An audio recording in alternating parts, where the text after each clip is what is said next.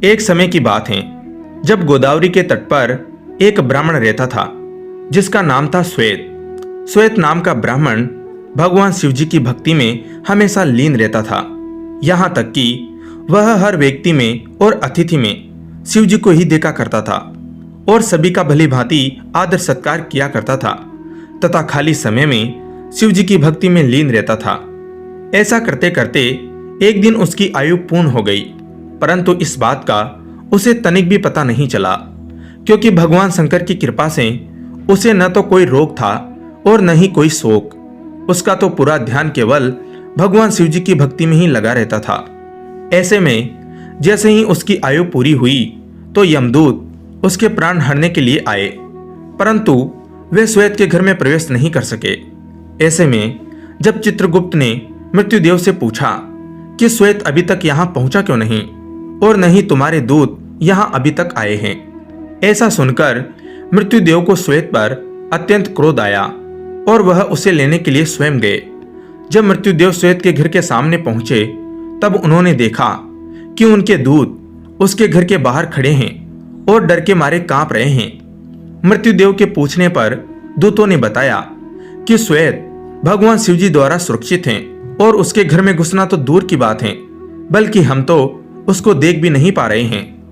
दूतों की बात सुनकर मृत्युदेव का क्रोध और भी ज्यादा बढ़ गया और वो बिना कुछ सोचे समझे ही श्वेत के घर में प्रवेश कर गए। ब्राह्मण को तो यह भी नहीं पता था कि यहाँ क्या हो रहा है।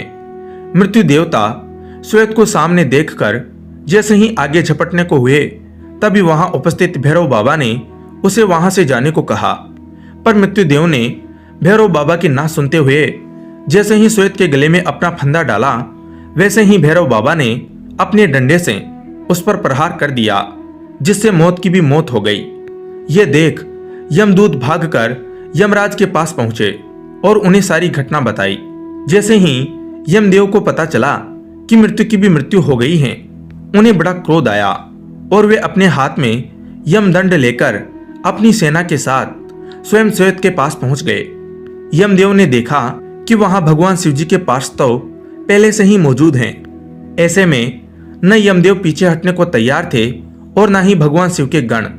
इस प्रकार युद्ध के दौरान सेनापति कार्तिकेय के शक्ति शस्त्र से पूरी सेना सहित यमदेव की भी मृत्यु हो गई।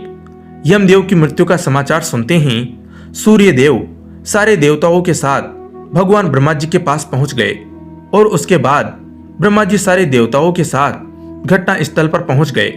फिर सभी देवता भगवान शिव जी की स्तुति करने लगे और उनसे कहने लगे कि हे प्रभु, यमराज सूर्य देव के पुत्र हैं, ये लोकपाल हैं, इनकी मृत्यु से अव्यवस्था फैल जाएगी, कृपया इन्हें जीवित करें। आपसे की प्रार्थना कभी व्यर्थ नहीं होती। कालों के काल महाकाल जी ने देवताओं से कहा, मैं भी व्यवस्था के पक्ष में हूँ।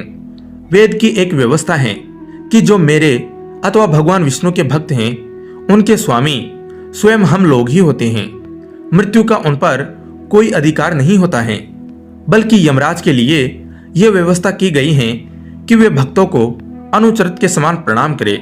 अंत में देवताओं की प्रार्थना करने पर भगवान शिव जी ने गौतमी नदी का जल सभी मृत लोगों पर छिड़ककर उन्हें जीवित कर दिया और वे सबके सब स्वस्थ होकर उठ गए और भगवान शिव जी से क्षमा मांगी।